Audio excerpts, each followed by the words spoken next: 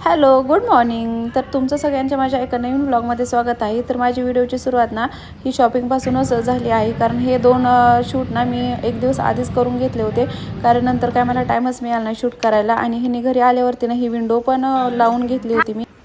बसली जाई बस.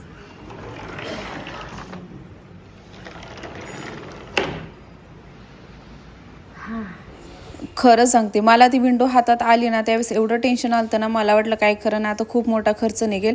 पण ह्यांनी घरी आले ना की त्यांनी ती विंडो ना लावून घेतली. कारण ती मला नंतर समजलं की ती विंडो ना अशी काढून धुवून नंतर ती जाळी लावता पण येते. त्यामुळे ना मग मी रिलॅक्स झाले आणि घरचं सगळं आवरून ना आम्ही अजून चाललो होतो शॉपिंगला. कारण आमची ट्रिप जाणार आहे. तर कुठे आणि कधी जाणार आहे ते तुम्हाला येणाऱ्या ब्लॉगमध्ये दिसेलच.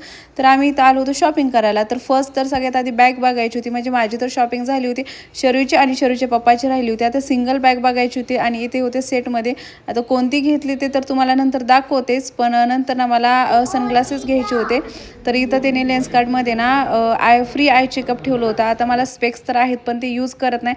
पण त्यांनी खूप रिक्वेस्ट केली की हा चेक करा, फ्रीमध्ये आहे. मग मी चेक केलं पण आहे तेवढाच नंबर होता. ते आधी ना मला असं झालं की मी हा नंबर आहे मग चष्मा घालू वगैरे. मग मी ते चष्मा घेतला बनवून मला आवडेल तसा. पण ते मी एक म्हणजे 5-6 महिनेच यूज केला असेल, नंतर काही यूज केला नाही. आणि मला एवढा असं काही डोळ्यांना त्रास पण नाही आहे, त्यामुळे मी नाहीच म्हणलं घ्यायला.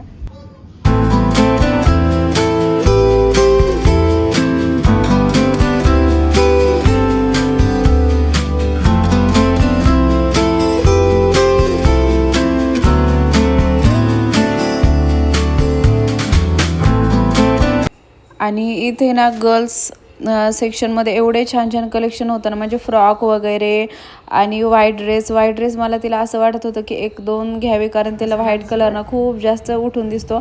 पण असं होतं ना की ट्रॅव्हलमध्ये एखादा जरी खाण्यापिण्यामध्ये डाग पडला ना की ते नंतर निघत पण नाही आणि नंतर यूज पण करू वाटत नाही तो ड्रेस.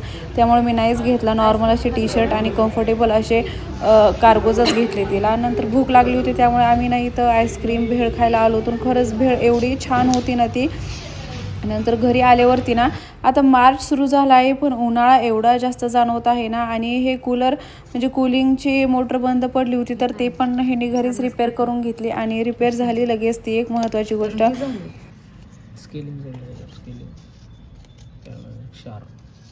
हा का